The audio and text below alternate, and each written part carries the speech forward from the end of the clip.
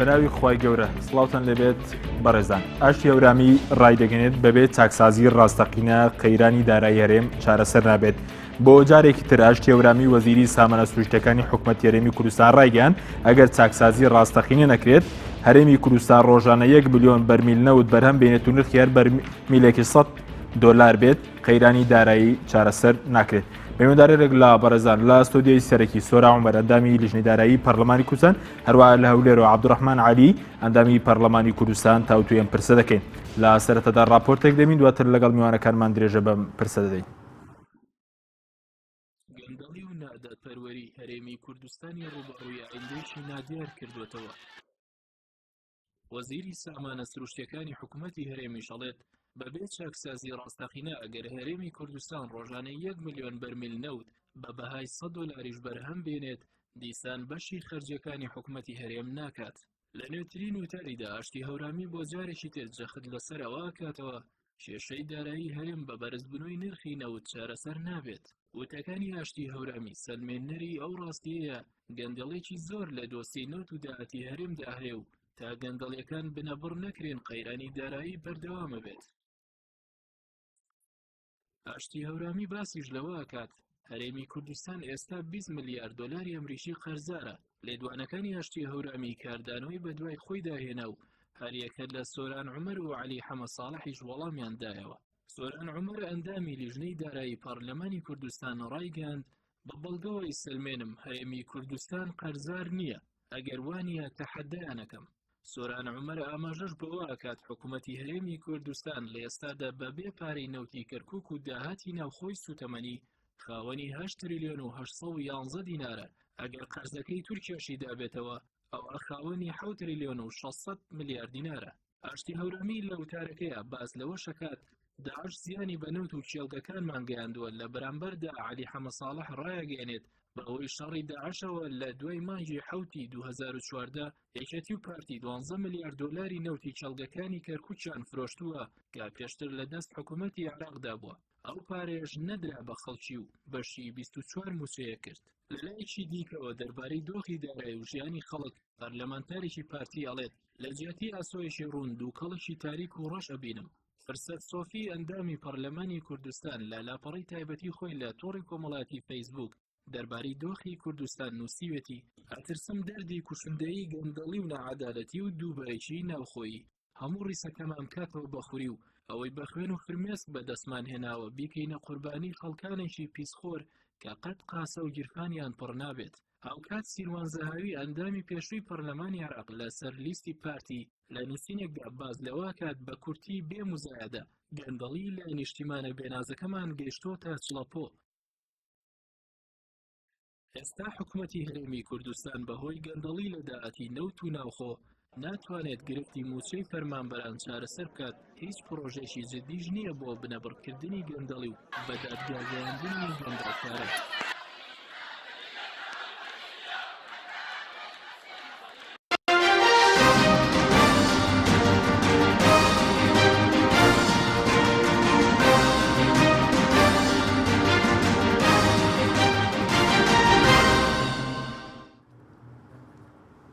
دووبارە سڵاوتان لەبێت بەڕێزان سوپاس بۆ میوانەکانمان کاک سۆران بەخێر بن ئەگەر لە بەڕێستانەوە دەست پێ بکەین. ئەمڕۆ بۆ جارێکی تر وەزیری سامانە سروشتیەکان تاکید لەسەرەوە دەکاتەوە گەر نرخی بەرمیلێک نەوت بگاتە $100 و هەرێمی کوردستان بەرهەمی ڕۆژانە 1 ملیۆن بەرمیل بێت قەیرانی دارایی چارەسەر نابێت. ئەم وتانەی وەزیری سامانە سروشتیمان پێدەڵ لەبارەی دۆسیی نێوتەوە. بەڵێ بەناوی خوای بەخشندەی میهرەبان سڵاو بۆ بەڕێست و بینەران و میوانی بەڕێزیش کاک عەبدوڕەحمان. ئەو قسانە سەلمێنەری ئەوەیە کە هەرێمی کوردستان نەوتەکەی تاڵا نەکرێ چکە و کاتەی بەسەروی $100 نەوت فرۆشراوە ئەوە تا بە ملیارەها دۆلاری هەرێمی کوردستان تاڵان کراوە و بردراوە و سەرف کراوە کەس نازانێت چییە و چۆنە. و ئەو کاتەشی کە دێتە نزیکی $30 دێن بۆ چارەسەری ئەم دۆخە دەست بۆ موچەی خەڵکە بن بە بەڵێنی ئەوەی لە بڕیاری ژمارە 64 ئەنجومەنی وەزیران کە مانگانە لەگەڵ بەرزبوونەوەی نرخی نەوت و زیادبوونی داهات چاوپێخشاندنەوە بە موچەی فەرمانبەران بکەن و موچە خۆران بکەن. بەداخەوە ئەوە ڕاستیە کە ئەگەر نرخی نەوت هەرچەند بێ دۆخی هەرێم هەروە دەبێت چونکە نەوتی هەرێم و داهاتەکەی تاڵا نەکرێ و دەفرۆشرێ بە پرۆسەیەکی ناشەفاف و پارەکەشی دەبرێتە دەرەوە کەمترینی بۆ ناوخۆ دەهێنرێتەوە. کێ ئەوە تاڵانی دەکە و کێشەوە پارەکەشی دەباتە دەرەوە؟ ئەوەی کە حکوومەتی لە بندەستە جونگە هەستیارەکانی، ئەوەی کە وەزارەتی سامانە سروشتیەکانی بەدەستە وازەحە کێیە. باشە ئەی چۆن بۆمان دەسەلمێنی کە تاڵانی هەیە و برە دەرەوەشێ بە چ بەڵگەیەک مەسەرەن داهاتینەوە چی لە هاتووە چۆن تاڵان کراوە؟ لە ڕاستیە بەڵگە هێندە زۆرەوە هەموو ئەمەی کە ئەم شەو بەپەلە بۆ بەرنامەکەی بەڕێزت فریام خستۆ هیچی هی من نییە، هەمووی هی یا کۆمپانیا نەوتیەکانە یاخودی وەزارەت و حکوومەت و لایەنە پەیوەندیدارەکانە. ئەگەر تەماشا بکەین ئەمە نووسراوێکی سەرۆکایەتی ئەنجومەنی وەزیرانە کە لە مانگی 2015 بە ژمارە 905 بە ئیمزای سەرۆکی دیوانی ئەنجومەنی وەزیران بەڕێز نێچیرەڤان ئەحمەد کە نووسراوێکی وەزارەتی سامانە سروشتیەکانی بە ئیمزای کاگاشتی هەورامی لە 27 2015 بە نووسراوی ژمارە 944 ناردووە. باز لەوە کاکە نەوتی ساڵی 2007 8 9 10 11 12 13 حوت ساڵ تا 8 ساڵ پارەی نەوتیان چی لێ کردووە؟ چیان لێ کردووە؟ ئەمە تا لەم نووسراوەی وەزارەتی سامانە سروشتیەکان کە ئەنجومەنی وەزیران بۆ پەرلەمانی کوردستانی ناردووە. ئەگەر تەماشا بکەین باز لەوەکە بڕی 9 ملیار و 714 ملیۆن دۆلار و 331,000 داهاتی نەوت بووە لە ساڵی 2007 تا ساڵی 2013. 9 ملیار 9 ملیار و 744 ملیۆن و 331,861 دۆلار داهاتی نەوت بووە لە ساڵی 2007 تا 2013. بەڵام ئەمەیان چی لێ کردووە؟ 3 ملیار و 845 ملیۆن و 893,693 دۆلاری شیرینی گرێبەستی نەوتیە. ئەوەتە شیرینیەکانی گرێبەستەکانی بەرەمێنانی هاوبەش لە نەوتە کە ئەوان یەکەم جار حاشایانە کە شیرینی گرێبەستی نەوتیان وەرگرت بێ. کۆی ئەم پارەیە کە نزیکی 4 میلیارد دۆلارە لە بانقی HSBC بوو لە بەریتانیا هیچیان نەگێڕایەوە. ئێستاش چی بەسەرات؟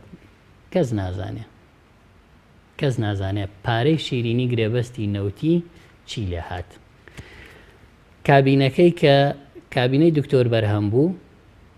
سەرۆکی ئەنجومەنی وەزیرانی پێش ئەو کاک نێچیرەڤان بوو خۆی وتی من 5 میلیارد دۆلاری شیرینی نەوت جێ ئەهێڵم بۆ کابینەی دوای خۆم. کاک بەرهەم وتی من نەمدیوە حاشا. ئەم پارە ئەمەیە کە لە بانقی HSBC بۆ لە بەریتانیا و بای 4 ملیار و 900 ملیۆن دۆلار ئەڵێن ئێمە نەوتی خاومان فرۆشتووە. ئەو کاتە کامە نرخی نەوت لە سەروی 100 دۆلار و زیاترەوە بووە. بەڵام چیان کردووە لەم پارانە بەشێکی تری؟ ئەگەر تەماشا بکەین تووشی سەرسوڕمانە بین کاک حەکیم. معقولە وەزارەتی سامانە سروشتیەکان پێمان بڵێ ساڵی 2013 ئێمە ملیارێک و 199 ملیۆن دۆلار زەرەرمان کردووە لە نەوت فرۆشتنە؟ چۆن زەرەریان کردووە؟ ئاخرەمە ئەمە کارە ساتەکەیە کە خەڵک و پەرلەمان و زۆرینەمان لە ئاشتی هەورامی و لە وەزارەتی سامانە سروشتیەکان سەر دەرناکەین تێناگەین. معقول نییە تۆ بڵێ من بای 2 ملیار و 888 ملیۆن دۆلار نەوتم فرۆشتووە بەڵام 4 ملیار و 88 ملیۆن دۆلارم سەرف کردووە لە بەرهەمهێنانیە. کەی؟ ساڵی 2013. ساڵی 2007 کە سەرەتای دەرهێنانی نەوت و گەڕانە ئەم قسەی بکردایەمان و ڕەنگە ڕاستکە. معقولە وەزارەت بۆ ئەوەی ئەم پارانە بشارێتەوە پێمان ئەڵێ لە ساڵی 2013 من ملیارێک و 199 ملیۆن دۆلار لە نەو تا زەرەرم کردووە. ئەمە ئەوەیە کە ئاشتی هەورامی ئێستا بە ئێ ماڵێ 20 میلیارد دۆلار قەرزارین نەخێر ئەسڵ و ئەساسی نییە. ئەم 20 میلیارد دۆلارە بەم جۆرە پڕیان کردوتەوە. کەس باوەڕ بەواکە ساڵی 2013 هەرێمی کوردستان نرخی بەرمیلێک نەوت نزیک بۆ لە 120 دۆلار. و کاتی بودجەکەش لە بەغداوە نەدات؟ بودجە لە بەغداوە تۆ بڵێ من ملیارێک و 199 ملیۆن دۆلار زەرەرم کردووە. ئەمە قسەی من نییە کاکە، ئەگەر ئەمە قسەی منە بڵێن ڕاز نییە. ئەمە نووسراوی سەرۆکایەتی ئەنجومەنی وەزیرانە بە ئیمزای ئاشتی هەورامی و نووسراوەکەی ناردووە کە کاتێک پێمان وتووە باشە دەستان خۆش بێ. ئەمە کاتێک کە سەرۆکی حکوومەت هاتە پەرلەمان ئەمەی پێبوو وتمان زۆر باشە ئێواڵن 9 ملیار و 714 ملیۆن دۆلارمان داهات بووە سەرفمان کردووە. زەحمەت نەبێ ڕێبدەن بە چاودێری دارایی بێت ئەم 9 ملیارەی ئەم 8 ساڵە وردبینی بۆ بکە بۆ ئێمەش دڵنیابین کە داهات و خەرجیەکانی ئێوە چییە. ئەوە راپۆرتی چاودێری داراییە هی ساڵی 13 و 14 لە ئاداری 2016 دەریان کردووە. ناوەرۆکەکەی ئەمە تاکە دەڵێت کێشەکانی کەرتی نەوت و گاز بەشی شەشەمی راپۆرتەکەی لە لاپەڕە 46ەوە دەست پێەکە کاڵێ ئەسڵەن ڕێیان نەداین پشکنین بکەین، ڕێیان نەداین وردبینی بکەین. خێرە ئێستا بۆ ڕووسپیکردنەوە چن کۆمپانیایەکی نێودەوڵەتی دێن و پارەی خەیاڵیە دەنێ لە کاتێکا سەرۆکی حکوومەت بە وجودی وەزیری سامانە سروشتیەکان بەڵێنی داوەرن وردبینی لە ورد و درشتی مەسروف ئەم پارانە بکەن بەڵام ڕاستیان نەکرد. سپاس دەکەم دواتر گەرەمەوە لای بەڕێزیاتر قسە دەکەن. ئەگەر بچین هەولێر لای کاک عەبدوڕەحمان. کاک عەبدوڕەحمان زۆر سپاس بۆ بەشداریت لە بەرنامەکەماندا. سەرنجی بەڕێزتان چیە لەسەر مەسەلەی دۆسیەی نەوت و ئەوەی کە نەوت چارەسەری قەیرانی دارایی هەرێمی کوردستان ناکات؟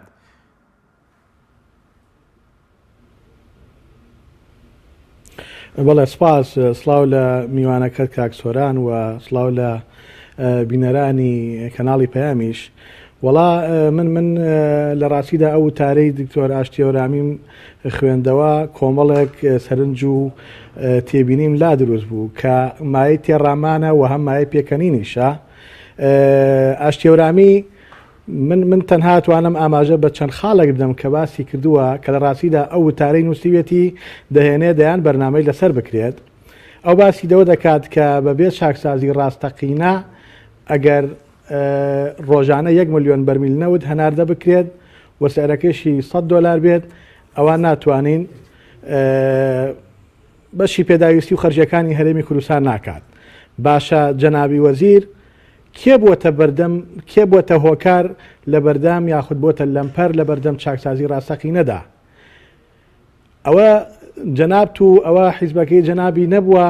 کە بوونەتە لەمپەرێکی ڕاستەقینە لە بەردەم ئەنجامدانی پرۆسی چاکسازی ڕاستەقینەدا؟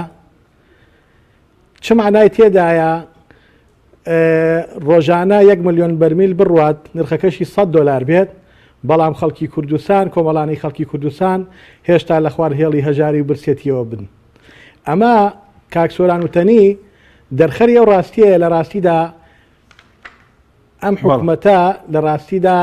داڕزاوە تووشی نەخۆشی گانگرین بووە و هیچ جمگەیەکی نەماوە کە گەندەڵی دای نەڕزان دەبێت. ڕێک وەک ئەو ماسیە وایە کاتێکە کڕیارێک دەچێت ماسی بکڕێت کاتێک بە فرۆشیارەکە دەڵێت ئایا ماسیەکەت کۆنە یا تازەیە ئەویش دەڵێت سەیری بکە کە سەیری دەکا عادەتەن کە سەیری ماسیەک دەکەی بۆ کۆنی و تازایی سەیری گوێچکەی دەکەیت بەڵام کڕیارەکە سەیری کلکی دەکا فرۆشیارەکە پێی دەڵێ کاکە تۆ بە شەریت خەڵک سەیری گوێ کاتۆ بۆ کلکی بەرزەکەیتەوە ئەڵە کاکە تێگەیشتم لەوە کە سەری گەندەڵی خواردوێتی هاتوۆتە خوارەوە بابزانم تا کلکەکەی گەیشتووە یان نا. بەڵام لە ڕاستیدا گەندەڵی لە ئێستای هەرێمی کوردستاندا وەکو ئەو ماسیە لە کلکەکەشی خەریکە تێپەڕەکە بەداخەوە. یاخود ئاشتی هەورامی لە قسەیەکی کا باسیەوە دەکات کە پێویستە چاکسازی لە سیستەما بکرێت. ئێمە لەو ڕۆژەوەی دروست بووین و لە کاتی ئۆپۆزیسیۆن بوونیشماندا پاکێجی جۆرا جۆرمان داوە بۆ گۆڕانکاری لە سیستەمی حکومڕانی لەم هەرێما خۆی زۆر باش دەزانێت کە گۆڕانکاری لە سیستەمی حکومڕانیان نەکرێت دایان پرۆژەی چاکسازیش بێنیت کاریگەریەکی ئەوتۆی نابێت ئەو بەڕێزە باز لەوە دەکات کە ئێستا ڕاستیەکان بە خەڵکی کوردستان ئەڵێ ئەو دەدانە ساڵە وەزیری سامانە سروشتیەکانە کە لە سەدا 90 بۆ 95 سەرچاوی داهاتی هەرێمی کوردستان لە وەزارەتەکەی ئەوە بۆ کۆمەڵانی خەڵکی کوردستان دابین دەکرێت خێرە ئێستا باسی ئەم ڕاستیانە دەکات 10 ساڵە کوردستان تووشی ئەم هەموو قەیران و گیرۆدەی ئەم هەموو نەهامەتی و دەردەسەریە نەبووە خێرە ئێستاەوە بە ڕێزە باسیەوە دەکات یاخۆت قسەیەکی کردووە کە جێی بەڕاستی مەحزەلەیە لای من و دڵنیاشم نەخۆی قەنەعەتی پێ هەیە نە هیچ هاوڵاتێکی هەرێمی کوردستانیش باوەڕی پێ دەکەن ئەویش ئەوەیە کە تەکیلەوە دەکاتەوە کە ئەم قەیرانەیە ئەم دۆخی لە هەرێمی کوردستانە دروست بووە هەموو حیزبەکان تێیدا هاوبەشن کە ئەمە قسەیەکە مای گاڵتەجاریە چونکە خۆی زۆر باش دەزانێت بۆچی مای گاڵتەجاریە بۆچی پێ دوایە ئەوانە بەشدارین لە حکومەت یاخود ئێستا پێ دوایە کێ ینی بەرەمێنەری ئەم قەیرانە ئەگەر هەمویان نەبێت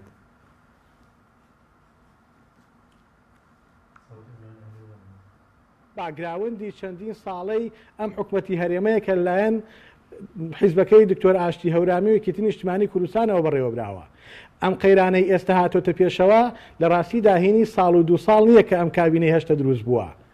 ئەمە باگراوندی ساڵانی ڕابردووە چونکە ئەم برادرانەی کە هەیە من بەڕاستی زۆر جارگلەی ئەوم کردووە ئێمە لە هەرێمی کوردستاندا ئەوەی نەبووە پلان بووە لە کاتێکدا وەزارەتێکمان هەبووە ناوی وەزارەتی پلاندانان بووە من تێناگەم ئەم وەزارەتە ئیشی چی بووە ئایا ئەو وەزیرەی کە پێدەوتێت وەزیری پلاندانان ماوەی 10 ساڵە ئەویش لە شوێنەکەیدایە چه پلانێکی هەبووە بۆ ئەوەی هەرێمی کوردستان تووشی ئەم قەیران و ئەم هەموو داڕمانە نەبێت کە ئێستا کۆمەڵانی خەڵکی کوردستان پێوەی دەناڵێن بۆیە لە ڕاستیدا ئەو قسانەی ئاشتی هەورامی کردی بووە ناومێدکردنی کۆمەڵانی خەڵکی کوردستان و خۆی پێویست بوو ئەم ڕاستیانە کە ئێستا باسیێکە خۆی ناوی ناوەڕاستی پێشتر بیوتایە چونکە ئەو خۆی باسی ئەو هەموو ڕێژە فرۆشەی نەوت و ئەو نرخە دەکات دڵنیایە لەوە کە گیرفانی حیزبەکانی ئەم وڵاتەوەکو بێژنگ وایە چۆن ئاویتیەکەیت و هەرپڕ نابێت گیرفانی حیزبەکانی هەرێمی کوردستان بە تایبەت یەکێتی نیشتیمانی کوردستان و پارتی دیموکراتی کوردستان وەکو ئەو بێژنگەی لاتووە چەنە پارە پیا بکرێت چەنە نەوت هەناردە بکرێت چەنە داهاتی ناوخۆیی و دەواازەکان کۆ بکرێتەوە هێشتا ئەو گیرفانە قوڵەی کە دنیای کونی تایە و دەچێتە نێوان لە ڕاستیدا خەزیێنەی حیزبەکان و خەزیێنەی بەرپرسە باڵەکانی ئەم هەرێمە ئەو گیرفانە هەرپڕ نابێت بۆیە قسەکردن لەسەر مەسەلەی چاکسازی من پێش ئەوەی هیچ پرۆژەیەکی چاکسازی لەلایەن هیچ حیزبێکەوە ڕابگەێنرێت لە ڕاستیدا وتارێکم لە مانگی 9 ساڵی ڕابردووە نووسی کەوتم بەسە با چاکسازیش نەکەین بە گاڵتەجاری مەملەکەت چۆن سازانمان کرد بە گاڵتەجاری مەملەکەت چاکسازیش با نەکەینە گاڵتەجاری مەملەکەت چونکە ئەگەر بمانەیە چاکسازی بکەین چاکسازی پێویستی بە ئیرادەی ڕاستەقینەیە چاکسازی دەبێت بەرنامەی هەبێت بەڵام چاکسازی بە کێ دەکرێت بە کەسانێک دەکرێت کە چاکساز بن نەک کەسانێت بۆ خۆیان بوونەتە خوڵقێنەری گەندەڵی کەسانێک بوونەتە دروستکەری ئەم هەموو قەیرانەی کە بەرۆکی خەڵکی کوردستانی گرتووە کە بەداخەوە دەیڵێم ئێستا خەڵکی کوردستان لە دۆخێکی ئێجگار خراپدا دەژین لە دۆخێکان کە گوزەرانی زۆر زەحمەت گوزەرەکەن کە ئەمە لە ڕاستیدا عیبەیەکی گەورەیە بەسەرانی ئەم هەرێمەوە زۆر سپاس دەکەین کاک عەبدوڕەحمان دواتر دەگەڕێنەوە لای بەڕێز زۆر سپاس کاک سووران ئەوەی کە وەزیری سامانە سروشتیەکان ناوی دەنێ ڕاستیەنی ئەوە تاوی ڕاستیەکانە لەبارەی دۆسینێتەوە نەخێر لە ڕاستیەکان ئەو ئەندازیاری شاردنەوە و تاڵانکردنیەتی ئەندازیاری شاردنەوەی ڕاستیەکان و گرێبەستن ناشەفافەکانە و هەروەها ئەندازیاری تاڵانکردنی نەوتی هەرێمی کوردستانە هەرچەندە خۆشبەختانە ڕەنگە ئەمە بۆ قەیرانەکە جێی دڵخۆشی نەبێ بەڵام جێی دڵخۆشیە کە هێندە تەماعیان لە نەوتی دەڤەری هەولێر و دوهۆکا بووە زیانی گەورەیان بە نەوتی هەرێمی کوردستان لەو ناوچانە گەیاندووە بەڵام ئەو شوێنانی کە لە هەرێمی کوردستان لە چەندین شوێن لە ناوچەی سلێمانی و پارێزگای هەڵەبجە و گەرمیان و لە چەند شوێنێکی تر نەوت دۆزراوەتەوە خۆشبەختانە بۆ ئەوەی ئەم ناوچەیە سوود نەبینێ چیمەنتۆی کردوتە ناو بیرەکان و سەبی تێکردووە ئەم نەوتە جارێ ماوە لێرە تەنها لە تەقتەق و لە گەرمیانە کە ئێستا لە کۆی 170,000 بەرمیلی ڕۆژانە هێندە تاڵانیان تیا کردووە ئێستا ئەم دەڤەرە لە تەقتەق و حەسیرەکەی گەرمیان لە کۆی 170,000 بەرمیلی ڕۆژانە ئێستا لەم کاتە بەرهەمەکەی هاتووەتە سەر 56,500 بەرمیلی ڕۆژانە بۆیە ئەوان بەرپرسیارن لەوەی زیان لە نەوەکانی ئێستا و نەوەکانی داهاتوش کردووە ئەوەی ئەوان کردویانە لە دزینی داهاتی نەوت هەر دزینیە لە ئێمە دزیە لە مناڵێکی کە پاش ئێستش لە دایکە بێ چکە ئەوانە تەنها ئەوان مافیان نیە نەوتیە وڵاتە ئاوا تاڵان بکەن باشە ئەوەی کە باز دەو دەکە کە نەوت بێتەوە بە $100 و 1 ملیۆن بەرمیل داهاتی ڕۆژانی هەرێم بێت ینی بەژناکە و کارەکەی چیە ینی بۆچی ینی پەیوەندی بەوەیە کە ئێستا حیزبەکانی یەکامەوە حیزبانن کە داهاتینەوت بۆ خۆیان دەبن پەیوەندی بە چیەوەیە پەیوەندی بەوەیە من ئێستا ئەمەد بۆ خوێنمەوە لە راپۆرتەکەی راپۆرتی دارایی ساڵانەی وەزارەتی سامانە سروشتیەکان بۆ 2013 پەیوەندی بەوە هەیە من ئەمەد بۆ خوێنمەوە کە 727 ملیۆن دۆلارە موچەی مانگێکی حاڵەتی ئاسایی فەرمانبەرانی هەرێمی کوردستانەکە وەرم زین چۆن سەرفی کردووە 25 ملیۆن دلار بۆ قەرەبووی کۆتاییهێنانی گرێبەستی بەرەمێنانی هاوبەش لە دۆزینەوەی نەوت لە قەرەداخ کەس نازانێت چییە 672,000 دلار پێشەکی نەختینە بۆ داناغاز نازانین چییە 1,250,000 دلار دانەوەی پێشوەخت لە بری ئەکسۆن مۆبیل قەرەبووکردنەوەی زەوی نازانین چییە ئاوا وەرە خوارەوە 11 ملیۆن دلار بەڵێندەری فەرعی ئاسایش نازانین چییە 68 ملیۆن دلار موچەی هێزەکانی پاراستنی کێڵگە نەوت و دامەزراوە نەوتیەکان کامانە خۆیان موچەیان لەسەر وەزارەتی داراییە 4 ملیۆن دلار کەلوپەلی هێزی پاراستنی نەوت 556 ملیۆن دلار بۆ تێچوونەکانی پاڵاوتن 11 ملیۆن دلار کرێی گرتنی گەنجینەی سوتەمەنی یعنی تۆ وەزارەت تێبی نەوت بفرۆشی بە دنیا بەڵام گەنجینە بۆ سوتەمەنی 11 ملیۆن دلار بی بە کرێی گەنجینە خەزانی سوتەمەنی لە کاتێک ئەمە خۆی بەم پارەیە توانی گەنجینەی سوتەمەنی دروستکەی 47 ملیۆن دلار پشگیری لۆجستی بۆ گواستنەوەی تێچوونی گواستنەوەی بەرهەم بۆ نمونە ئەوە 727 ملیۆن دلار کەس نازانێت چۆن سەرفی کردووە 137 ملیۆن دلاری تر بۆ تخوێنمەوە بزانە چۆن سەرفی کردووە 2,058,000 دلار بۆ کرێی بانک ینی بانک کە پارەی تیادانی لە بری ئەوەی ئەمان سووەکەشی وەرەگرن چون 4 ملیۆن دلاریشان داوە پێی کرێەوەی پارەیان لە بانقا داناوە ئەماگە پارەدان نەبێ بە بانقەکە کە بانقێکی ئەهلی خۆیانە یعنی چی 19 ملیۆن دلار بۆ ڕاستکردنەوەی گۆڕینەوەی دراو کە دۆلاریان هێناوە دیناریان وەرگرتووە 19 ملیۆن دلاریشان داوە پیان 23 ملیۆن دلار کرێی ڕاوێژکاری یاسایی و تەکنیکی وەزارەتی سامانە سروشتیەکان 23 ملیۆن دلار بەس بە ڕاوێژکاریاندا بەس بدەی بە ڕاوێژکاری یاسایی و تەکنیکی وەزارەت زۆر باشە جگە لەوە 93 ملیۆن دلار بۆ بینای وەزارەتی سامانە سروشتیەکان بیناکەی دروستکراوێسە هەمومانە زانینەم وەزارەتە جەنابی وەزیر و جامتاکەیەتی چەند ملیاریان بۆ دانراوە 93 ملیۆن دلار یعنی 9,390 دەفتەریان بۆ داناوە تەبەن ئەمە بینایەکە هێشتا نەچۆتە ناوی دروست کراوە وە ژێرەکەی خەزانێکی گەورەی تۆکمەی خەیاڵی خەزمکردنی پارەیە ئیتر پێویست ناکات پارە لە بانقی نێودەوڵەتی یا لە بانقی کوردستانی ئەهلی مەحسوب لەسەر خۆیان دانێن و نزیکە لە بانقی کوردستان ئەو کاتەی دروستیان کردو ویستویانە لە تونێلی ژێرزەمینی سەر جادەی 40 مەتری هەولێر دەرگا بکەنە ژێر ئەم قاسە گەورەی لە ژێر وەزارەتی سامانە سروشتیەکانە لەگەڵ بانقی کوردستان دوایی ڕەفزیان کردووە و تارەی F16 لی با ئەو بینایەکی لێ نایە ئەوەندە بە محکەمی خەزانی پارە خەزنکردنی ژێرەوەی محکەمە بەڵام تا ئێستا پارەکەیان بردوو بۆی نازانم چکە تەواویش بووە و پارەیەکی خەیاڵی دیانی مەبەستمەوەی پارەی نەوت ئابەم جۆرە سەرف بکرێ بەم نادیارە سەرف بکرێ بە دڵنیاییەوە نرخی نەوت هەرچەند بێ و هەرچۆن بێ دۆخێریم چاک ناکە چکە من نایەتەوە بۆ دارایی گشتی باشە بەڵام ئەم وەزارەتە بە پێی یاسا مافی نییە 9 ملیار دۆلاری 2007 تا 2013 تەخشان و پەخشان کا کەس نزانێت چی لێکە ئەو بۆی هەیە نەوت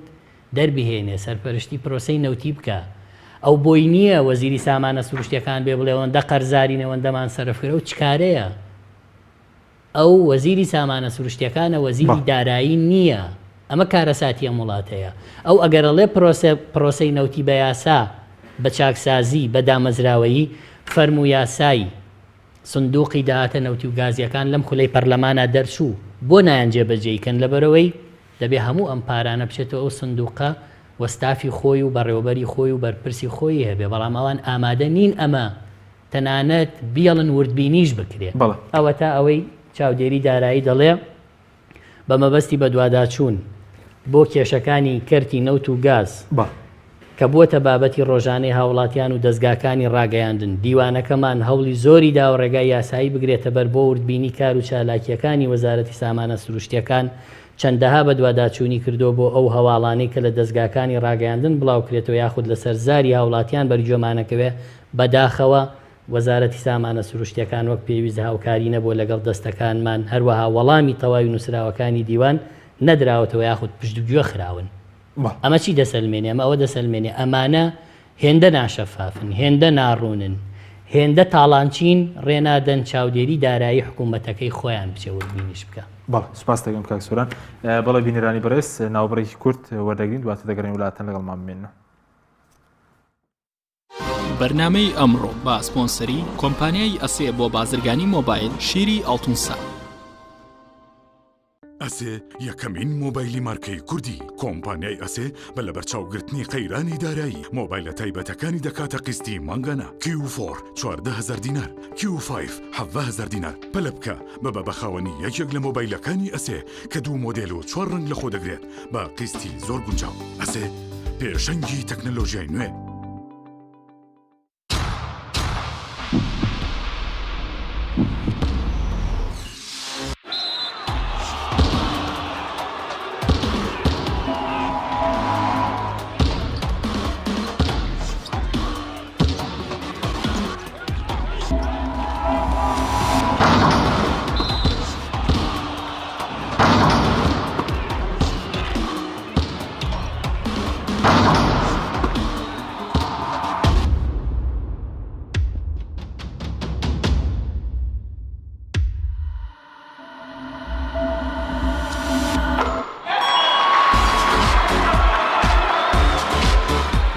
سەرکەوتنە گەورەیە تەنها شیری وشکی ئەڵتونسای تەمێکی ڕاستەقینە و 100% سروشتی نۆشی کەو هەمیشە بە بەهێزی بمێنەرەوە کاتر نییە بچیتە بازار بۆ کڕنی پێداویستی ئەلیکترۆنیەکان وەک هەمیشە کۆمپانیای ئەسێ خزمەتگوزاری نوێی بۆ ئامادەکردوون ئێستا دەتوانیت لە ڕێگەی ئینتەرنێتەوە سەرجەم ئامێرەکانی کۆمپانیای ئەسێ بکڕی و هەموو جۆرە کارتێکی موبایل و ئینتەرنێت بەدەست بخەیت ئێمە بۆتان دەگەێنینە ماڵ و شوێنی کارەکانتان لە ڕێگای کارتی ئەسێەوە ئەبیتە بەشداربووی سەرەکی ئەم خزمەتگوزاریە لە $25 زیاتر پێداویستی بکڕە و کرێ گواستنەوەکەت لەسەر کۆمپانیا دەبێت ئەسێ پێشەنگی تەکنەلۆژیای نوێ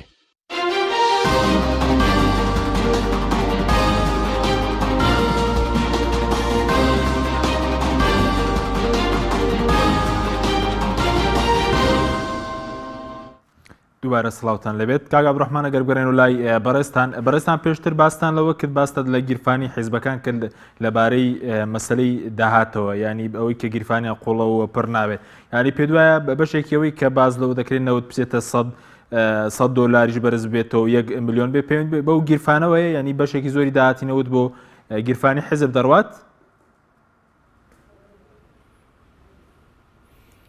بەڵێ بەداخەوە باش گوێم لە پرسیارەکەت نەبوو بەڵام بەتەکید ئاشتی هەورامی خۆی زۆر باش دەزانێت کە هەردوو حیزبی باڵادەستی ئەم هەرێمە کە سەروەت و سامانی ئەم میلەتەیان لە ڕاستیدا دابەش کردووە لە نێوان خۆیاندا زۆر باش شارەزای گیرفانەکانیانە شارەزای خەزیێنەی حیزبەکانیانە بۆیە باز لەوە دەکات کە ئەگەر نەوت بۆ شێوازەی لێبێت نایەتەوە تایم و قەیرانی دارایی چارەسەر نابێت لە کاتێکا هەر بۆ زانیاری جەنابن لە ساڵی 1994 حکومەتی هەرێمی کوردستان خاوەنی 14 ملیۆن دلار بوو ئەو 14 ملیۆن دلارە بەشی موچەی 8 مانگی ئەو کاتەی فەرمانبەرانی هەموو هەرێمی کوردستان بووە ئەمە لە کاتێکا تەنها چەند دەواازەیەکی لاوەکی هەبووە و باج ڕوسومات هەبووە ئەوش بە شێوازێکی ڕەنگە زۆرورد کۆ نەکراوێتەوە 1 لیتر نەوت سوتەمەنی بەنزین گاز ئەمانە نەهەناردەکراوە نەدەرهێنراوە بەڵام خێرە لە ئێستادا 4 دەواازەی گەورەمان هەیە دنیایەک باج ڕوسومات وەرەگیرێت کە چەندین قات زیادیان کرد لەسەر هاوڵاتیانی هەرێمی کوردستان ڕۆژانە ئەو هەموو نەوتە هەناردە دەکرێت هەم بە بۆری هەم بە تەنکەر بە شێوازی جۆراوجۆر خێرا خەڵکی کوردستان ڕوبعەموچەکەشی پێ نادرێت و ڕوبعەموچەکەشی پێڕەوا نابێنرێت بۆیە تاکید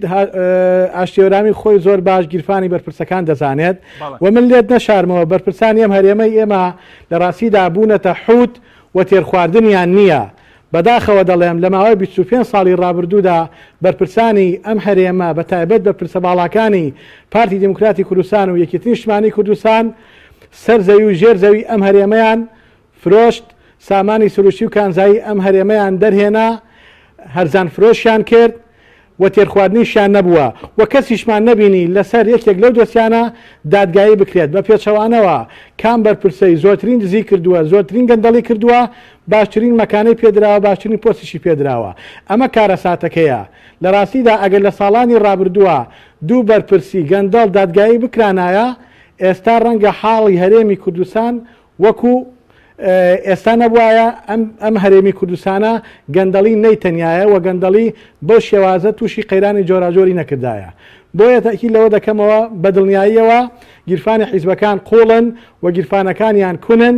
و لێشمان تێک نەچێت هەرێمی کوردستان وەکو ئەو دارستانەی لێ هاتووە کە چەند بێ چەقەڵ نابێت بەڵام چەقەڵەکانی هەرێمی کوردستان و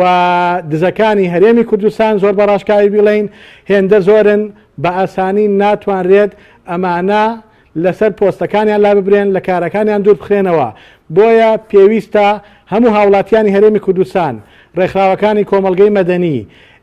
ڕۆژنامەنووسان ئەوانەی کە بە تەنگ بەرژەوەندی باڵای هەرێمی کوردستانەوەن بێنە دەنگ لە ئاس ئەم تاڵانیە لە ئاس ئەم دزیکردە لە ئاس ئەم بێموبالاتیەی بەرپرسانی ئەم هەرێمەدا بێنە دەنگ و بێدەنگ نەبن و ناکرێت چی دیکە لە پێناوی چەند بەرپرسێکی دەستەبژێری باڵای هەردوو حیزبدا کۆمەڵانی خەڵکی کوردستان بەو شێوازە ژیان بگوزارێنن و بەو شێوازە لە ڕەزیلیا بژین چونکە هەرێمی کوردستان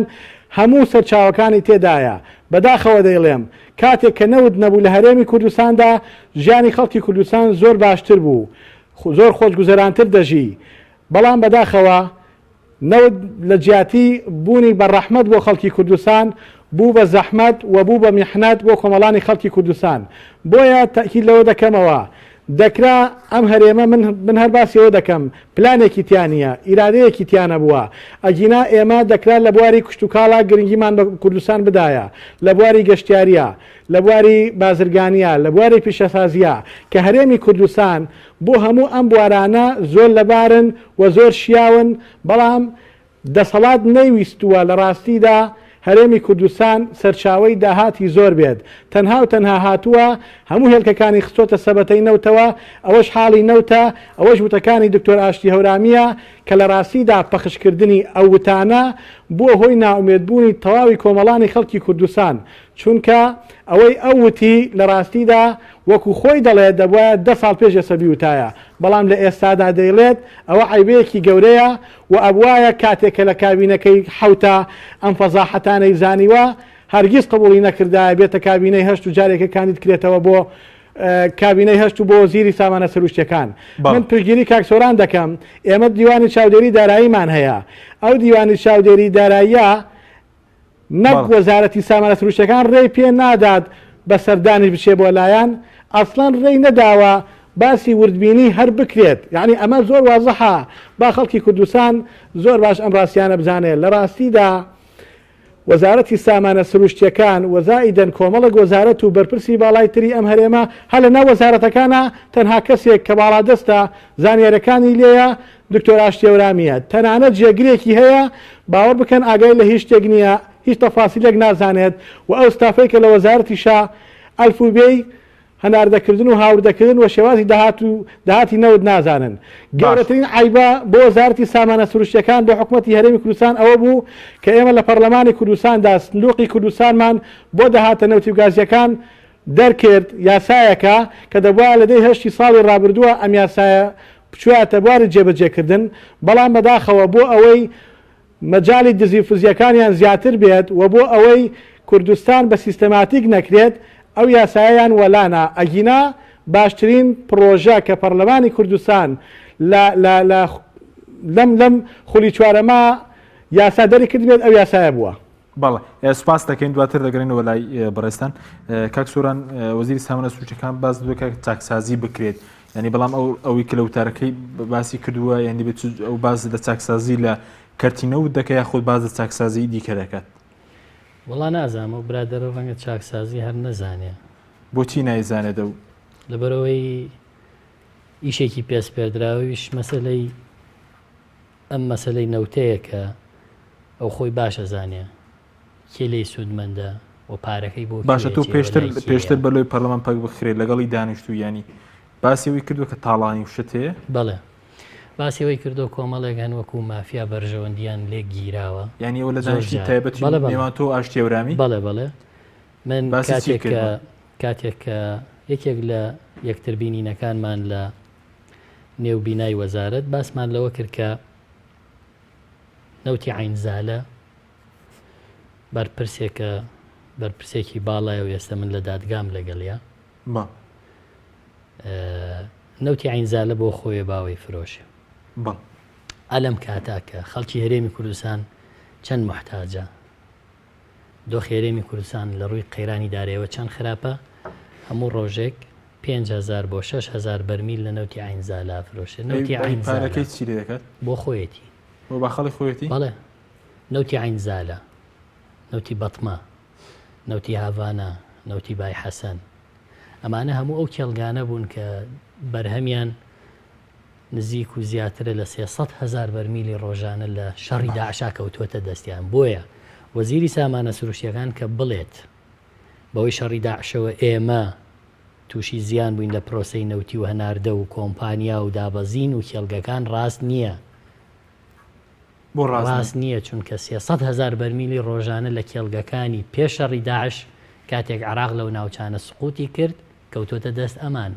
2 ساڵ زیاتر ئەمان لێ فرۆشن ینی چەند قازانجیان کردووەوان بۆ خۆیان بردویان هەتا ئێستا داهاتی فەرم و بای حەسەن و هاڤانە هەموو ڕۆژێ ئەو ڕۆژەی ئەمان گرتیان لە مانگی حوتی دەسەڵاتی وەزارەتی نەوتی عێراقدا بوو بەڵێ بەڵام ئەمان داگیریان کرد تەنانەت نەوتی خۆرمەڵە کە نەوتێکی زۆر باشە ئێستا بۆ هەرێم ئەویش سەرۆکی حکوومەت پێیوتین لە پرۆسەیەکە بەرە بەیانێک دەستیان بەسەریا گرتووە یخۆ ئەمە گەر عێراق بکەوێتەوە سەر پێی خۆی هەموو ئەمانە دادگاییەکە یا ئەبێ ڕێبکەون لە بەرامبەر چۆڵکردنی ناوچە کوردستانیەکان کە خوێنی پێشمەرگەی تیاڕژاوە بڵێن ئێمە لەو ناوچانە سەحبەکەین وەرنەوە ئەو شوێنانە و پێشمەرگا بینەوە یا عێراق لێخۆش نابێ کە ئەمانە ئەم تاڵانیە لە ماوەی 2 ساڵ بکەن ئەوەی بەڕێزوتت لە دیداری پێش پەخستنی پەرلەمان باسی و کردو مافیا هەیە لە نەوت ئاشتێڕۆین باسیوی کردووە بەڵێ بەس بۆ ئێستا ئاشکرینەکەمە دەمەگەر مافیا هەیە ئەوە خۆی دەبێت جواب باتەوە ئەو باسی لەوە کردو کە زۆر جابرنە ئەبنە مەترسی بۆ سەر ژیانی ئەویش خۆ ئاشتیەورامی کە ئێمە دەڵێن باز لە شخصیەتی خۆی ناکەین باز لە پۆستەکەیەکەین باز لە وەزارەتەکەیەکەین لەو کاتێک کە بەرژەوەندیان یەک ناگرێتەوە یاخود بەرژەوەندیەکانیان تحقیق نابێ لای ئەم ئەبنە هەڕەشە لەسەری و بوشنەتە هەڕەشە لەسەری زۆر جار بۆ ئەم پیاوە ئێستا ماڵی لەکوێیە شوێنی لەکوێیە دیار نییە منە پرسم کەسێکی ئاسایی نییە بۆ چکە کۆی ئەم پرۆسە و ئەندازیارەتی و ئەو ڕاستیەکانی هەموو لایە و ئەو واژۆی لەسەر هەموو ئەو گرێبەستانە یەکێکە لەوانەی واژۆی لەسەر هەموو گرێبەستانە کردو کە هیچی ڕوون نییە. جگە لەوە با من شتێکی تر بە بینەران و بەڕێز بڵێم بە کورتی بێ سوپاس دەکەینەوە. ئەمە اعترافی خۆیانەکە وەزارەتی سامانە سروشتیەکان لە ساڵی 2013 20 حساب بانقی هەبووە. 2013 ساڵی 2013 وەزارەتی سامانە سروشتیەکان 20 حساب بانقی هەبووە بۆ دۆلار، بۆ دینار، بۆ یۆرۆ، بۆ پاون. بەس بۆ لیرە و تمەن نەیان بووە. گینا ئەو عوملە سەعبانەی لە دنیا هەن 20 حساب بانقیان لە بانقی ناوەندی کوردستان لە هەرێم، لە بانقی نێودەوڵەتی کوردستان، لە بانقی HSBC لە چەند وڵاتێک، لەگەڵ بانقی شاریقە لە ئیمارات. یعنی کەس نازانێ ئەم حساب بانقیانە ئەمە بیستێتی زیاتری هەیە بە پێی بەڵگەی خۆیان. بەڵێ بە پێی بەڵگەی خۆیان. زۆرینەی ئەو عفوم کە بە کرۆنی نەرویجیش حساب بانقیان هەیە. ئەکرێم میلەتە ئێستا کەوت بێتە سواڵ ئەم حکوومەتە ئیفلاسی پێکرابێ، ئەم وەزارەتە ئەم هەموو سەروەتە گەورەی لە بەردەسا بێ، ئەم هەموو نەوتەی فرۆشت بێ، ئەم هەموو پارە بڵێن پارە نییە. باشە زۆر بە کورتی سەبارەت بە قەرزەکەی و کارشێورامی دەڵێ 20 ملیار دلار ئەمریکی قەرزاگە بە کورتی قسە لەسەر بکەی. پێشتر وەژ نەتانوت قەرزدار ئێسش دەڵێن قەرزدار نییە؟ نەخێر من قەت نەموتوە حکوومەت قەرزدارە. ئەوەی بە ناوی قەرزەوە کردویانە بە قەرز لەسەر خەڵک، ئەو پارەیە کە بردویانە و دیار نییە.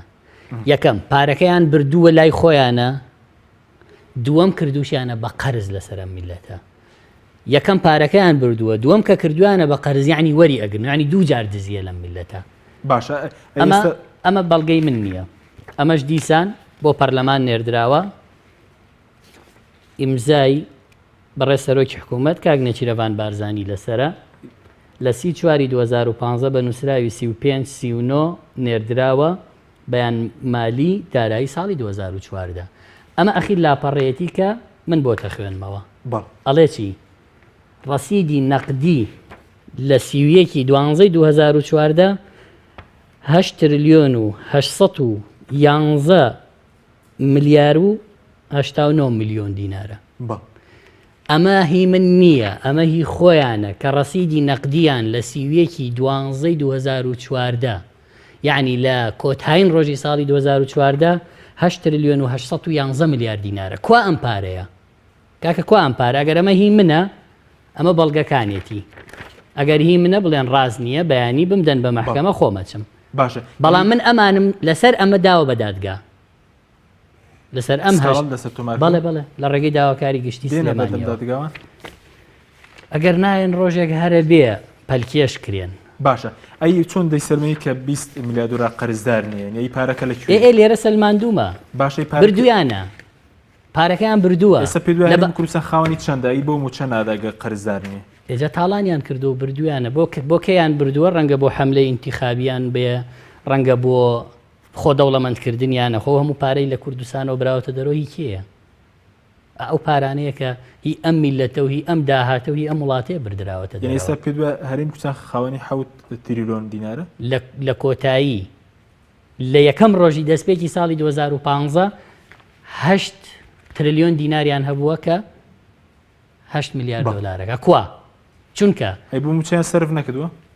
12 تریلیۆن دیناریشان لە بانقەکانە دەرێناوە. ئەگەر بۆ موچەیان سەرف کردووە دەبوو ساڵی 2015 موچەی خەڵکیان بدایە. دەبوو ئێستا خەڵک ڕوبع موچەی وەرنەگرتایە. خەڵک هاواری موچەیەتی. ئەمان نەبوو موچەیان بووە، موچەشیان کردەوە بە ڕوبعێ، نەوتەکەشیان فرۆشتووە، تا ملیۆنە بەرمیلیشیان فرۆشتووە. ئێخوازە حکاکەوەی خوێنەواریشی نییە بیهێنە تێگا لە معادلەیە کە پارەکە دزراوە، براوە، تاڵان کراوە لای ئەمانەیە. 88 بانقی هەرێمی کوردستان حکومی بوو بەتاڵیان کردەوە. خەڵک 2 تریلیۆن دیناری خۆی بۆی لە ماڵەوە نەدزرێ بردوێتی لە بانقەکە دایناوە. بردویانە کاکە بڕۆ لیان بپرسە. 8 تریلیۆن دینار هی بەڵێندەر و هی وەبەرهێن و هی ئەمانەیە هی بازرگانەکانە لە بانقە بازرگانی و هەلیەکانە 8 تریلیۆن دینار بردویانە. ئێستا چەکی بەتاڵیانە دەنێ، خۆیان چەکەکەیان لە بازار لێکردن و ئەچن لە بانق بە نەقدی وەرێگرنەوە، بە ڕوبع قیمەت لێیانەکڕن. ئەچن ئەمە قانونی نییە ئەمە هەر کارەسات ئەمە بێ حکوومەت لەسەرمە دادگایی کرێت چەکی بەتاڵی بە ڕەسید بی بە خەڵک بە ڕوبعی لێ بکڕیتەوە بە ڕوبع ڕەسید خۆت بچی بە ڕەسیدی نەقدی وەریگریتەوە. سپاس دەکەم کاک عەبدوڕەحمان ئەگەر بگەڕێین لای بەڕێزت زۆر بە کورتی قسە لەسەرەوە بکەین ئێستا باشین چاکسازێک کە لە دۆسەی نەودا بکرێت چییە ینی وە چارەسەر چیە بۆ ئەم دۆخی ئەگەر بەرزبوونەوەی نرخی نەوت و زیادکردنی بەرهەمی شەر چارەسەرێ بۆ دۆخی دارایی هەرێم؟ من قەناعەتم وایە چاکسازیکردن تەنها لە بواری کارگەری و داراییدا بەبێ چاکسازیکردن لە بواری سیاسیدا لە ڕاستیدا بەتاڵەوە بۆشە و ئەوە چاکسازیشی پێ ناوترێت بە تەجروبەی سەلمێنراوە و بەرپرسانی ئەم هەرێمە لە ڕاستیە لە ساڵانی ڕابردووە تا بە ئێستاشی لەگەڵا بێت زۆر بە شانوباڵی ئەم ئەزمونەی هەرێمی کوردستانی هەڵەدا و باسییان لەوە دەکرد کە دەبێم ئەزمونە بگوازرێتەوە بۆ وڵاتانی دەوروبەر تەنانەت عێراق چاو لە هەرێمی کوردستان بکات بەڵام لە ڕاستیدا سەلمێنرا کە ئەم ئەزمونە نەک سەرکەوتوو نەبوو بگرە فاشیلترین ئەزمون بوو لە ناوچەکەدا چونکە حکوومەتێکی هەرێمی کوردستان دەم و چەی کاملی فەرمانبەرانی هەرێمی کوردستان قەرزار بێت کە چواری هی ساڵی 2015 و شەشی هی ساڵی 2016 ئەمە نیشانەی فاشلترین دەسەڵاتە نیشانەی فاشلترین بەڕێوەبردنە و نیشانەی فاشلترین حکومەتە بۆیە تاکید لەوە دەکەمەوە بە دڵنیاییەوە ئەگەر قەرارە ئەگەر بڕیارە چاکسازی ڕاستەقینە بکرێت دەبێت پێش هەموو شتێک دام و دەستگای شەرعی لە هەرێمی کوردستاندا بە پەرلەمانی کوردستانەوە کارا بکرێتەوە و هەموو لایەنەکان ئیرادەی ڕاستەقینەیان هەبێت بۆ چاکسازی و نابێت تەنها پشت بە سەرچاوەی نەوت بەستین بۆ کۆکردنەوەی داهات دەبێت گرنگی بە کشتتوکاڵ و بازرگانی و پیشەسازی بدەین بەداخەوە لە ساڵانی ڕابردووە حکوومەتی هەرێم کە بجەیەکی زەبەلا هاتوۆتە هەرێمی کوردستانەوە تەنها و تەنها لە سەدا سێ کەمتری بۆ سێکتەرەکانی کشتتوکاڵ و ئاو بازرگانی و پیشەسازی تەرخان کردووە کە ئەمانە لە ڕاستیدا ژێرخانی ئابووری دروست دەکەن واتە دروستکەری ژێرخانی ئابوورین بۆیە تاکید لەوە دەکەمەوە ئەگەر چاکسازی نەکەین وەکو دکتۆر ئاشتی هەورامی وتی و ئەو قسەی کە کرد لە ڕاستیدا من زۆر معجیب بووم بە چاوەڕووی کە بۆ شێوازە قسە دەکات کە ملیۆنێک بەرمیل ڕۆژانە بڕوات و سعرەکەشی زیاد بکرێت هێشتا قەیرانی دارایی چارەسەر ناکرێت و ناتوانین موچەی فەرمانبەران بدەین بۆیە دڵنیات دەکەمەوە بەم مەسارەی ئێستا بێت بۆ شێوازەی ئێستا بێت بەم هەرێم بەڕێوەبردنە بۆ شێوازە گەندەڵی ئێستا قەیرانەکان زیاتر دەبن و هەرێمی کوردستان چاوەڕێی ئاسۆی ڕوونی دەکرد بەڵام بە دڵنیاییەوە ئاسۆیەکی ڕوون بەدی ناکرێت و ئەرکی هەموو لایەکمانە حکوومەت و دەسەڵاتی کوردی لەو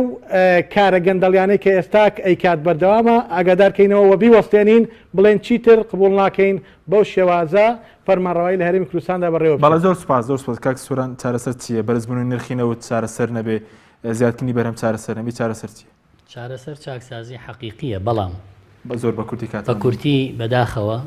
ئەمەی کە هەموو باسەکرێ لە تەواوی بەڵگەکان بە ناوی مەرگەساتی حکومڕانی نزیک بە 32 لاپەڕەیە دراوە بە چوار لایەنەکە ئەوەی کە خەڵکیش نایزانێت لێرە ئەوانەی زانن بەڵام بێ هەڵوێستن. بەڵێ سپاس بۆ میوانەکانمان سوپاسیش بۆ بینەرانی بەڕێز خواتان لەگەڵ.